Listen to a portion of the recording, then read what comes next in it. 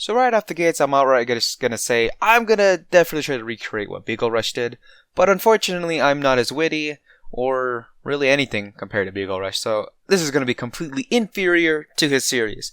But regardless, we're still gonna be playing on Legendary Ironman, which if you're not in the know, Legendary is the hardest difficulty, and Ironman basically means you can't reload your saves. So with that out of the way, let's get into the first mission.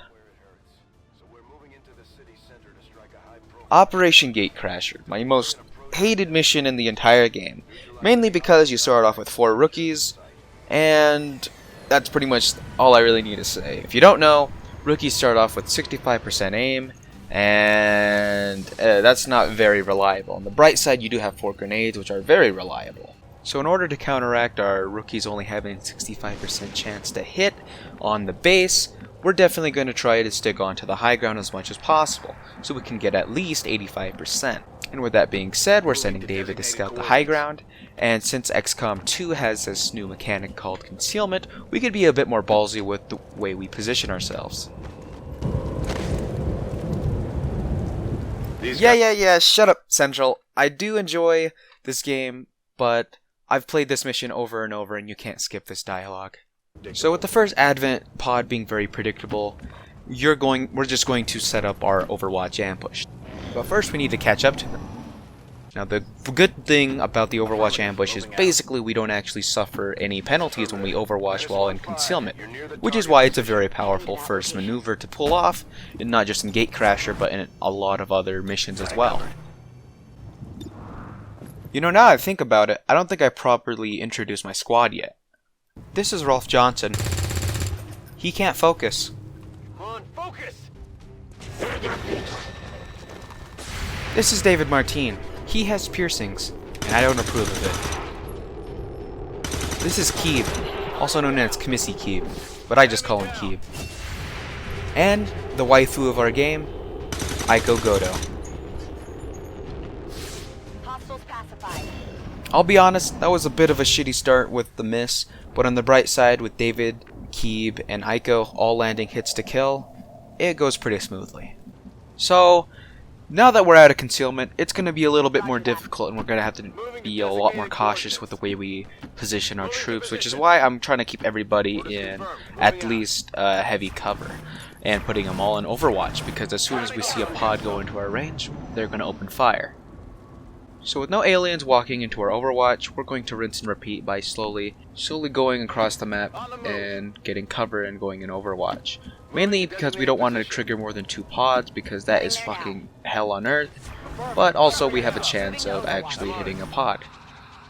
Something moved over there. Kinda like this.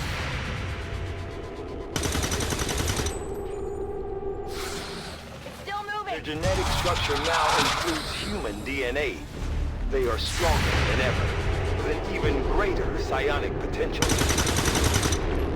And our Overwatch didn't really land very well. And the reason is mainly because when you're doing Overwatch outside of concealment, you suffer a 20% aim penalty. And on top of all that, we're also going against a sectoid. When you're playing on Legendary, the first mission adds an extra pod, which is the sectoid pod. It basically just has a trooper and a sectoid. And now the problem is they're both pretty deadly in their own ways, so my best reaction to this would just to fall back and hope I don't get fucked. Now in debating whether I should hunker down or Overwatch, I eventually just decide to Overwatch because hunkering down really doesn't protect me against a sectoid.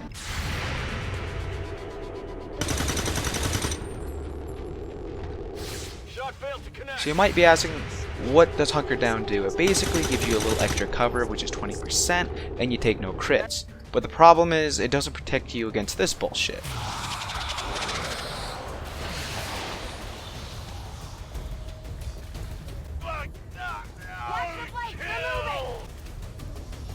On the bright side, nobody's exactly hurt just yet.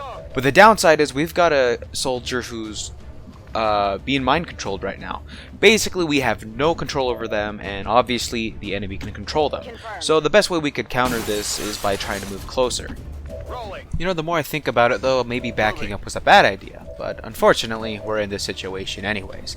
So the best way I could think of getting us out of the situation would be to throw a grenade at the sectoid and let everybody else flank him. But unfortunately, Aiko doesn't land a hit to kill, and David's not in range for a guaranteed grenade kill, so we're gonna have to roll the dice on him shooting the sectoid. On the bright side, he has a 66% chance to hit, but on the downside, it's still Xcom. The sectoid, sensing he's gonna get smacked the fuck up, decides to back the fuck up. Fortunately for me, he also sucks at shooting. And the Advent Trooper is more like a Stormtrooper.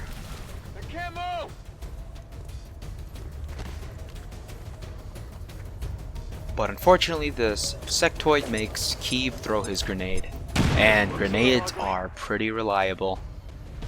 On the bright side, he hasn't actually killed anyone yet. We only have one wounded, and we still have a fair amount of stuff to work with. One other thing I really don't like about Gate Crashers, you don't get flashbang grenades. And if you don't know anything about flashbang grenades, they basically counter the sec. But anyways, I don't actually have anybody close enough to throw any grenades, and if I did try, I probably wouldn't make it for one, and for two, I'd probably miss.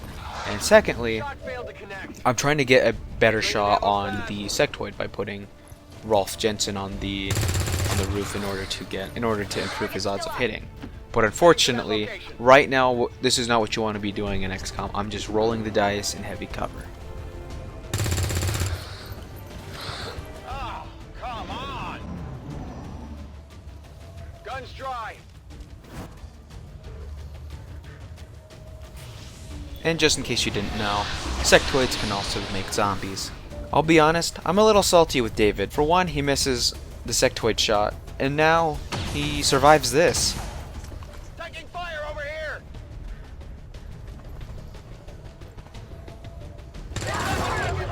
And unfortunately, Aiko gets hit pretty darn hard. And when you roll the dice like that, you'll inevitably pay the price. And when Rolf sees his waifu dying, he's going for revenge. And me thinking I could save her in 4 turns, I end up making rash decisions. And me making these rash decisions ends up me finding the last pod, which is the Advent Officer pod, just 2 troopers and an officer. On the bright side, we are done with the sectoid pod. On the downside, we have to deal with the officer pod. So after David just killed the fucking sectoid, and also he got rid of the cover for one of the troopers, we send Keeb to finish that trooper off with a fucking awesome hit. So now you get to see one of the Advent Officer's abilities, which is to mark a target. They basically just get increased accuracy to hit them, which is unfortunate for Keeb. Unfortunately, Keeb gets hit and shit gets even worse for him, dude.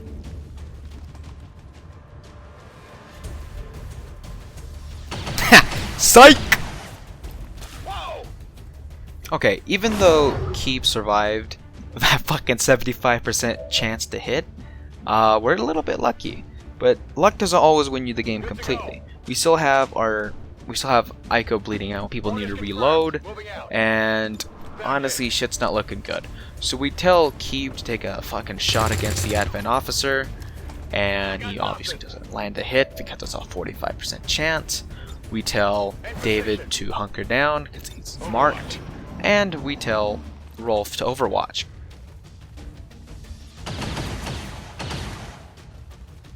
Incoming over here. Even though I said luck doesn't always win you the game, it does help a lot because Rolf lands a hit on the flanking, or the Advent Trooper that was going to flank Keeb, which is very, very good. So it's just the Advent Officer left, and you'd think I'd learned my lesson, but you could probably guess what's going to happen. I'm rolling the dice against a fucking Advent Officer in full cover.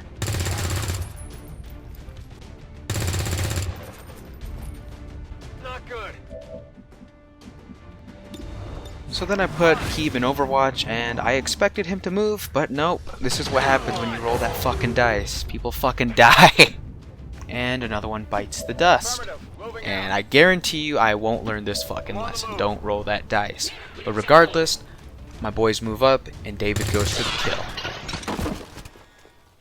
And with that done, it's just time to plant that bomb and finally be done with this fucking mission. Commander, we're taking heavy losses. We may have to adjust our approach.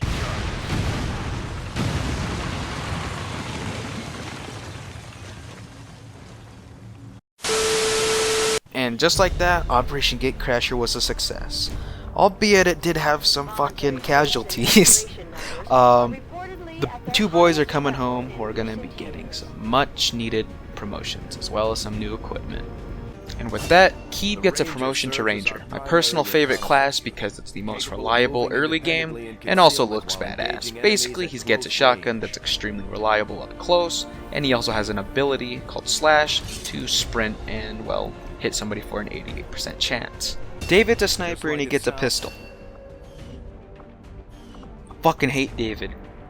So research is very simple, just go modular weapons. Why? Because it gives me attachments as well as the other ones just kind of suck. And the next thing we do is make a shit ton of flashbangs because those are so useful in a pinch. So what happens next is just very simple, search for supplies, get modular weapons, switch to alien biotech, and then search for more rookies, and then mission! Alright, so the mission is Operation Storm Shield, so if you want to see what that's like, just fucking check it out next week. I don't know when I'll do this. But that being said, we do have new members to the squad. We now have Nilsson, Lane, and Serrano. These three boys and gals, these are just their last names. You'll probably learn them more in the next video. But we also have Keeb going into the next mission. So I hope you enjoyed my first episode of Xcom, Ironman, and Possible XD. Anyways, I'll see you guys next week, or whenever the fuck I upload it.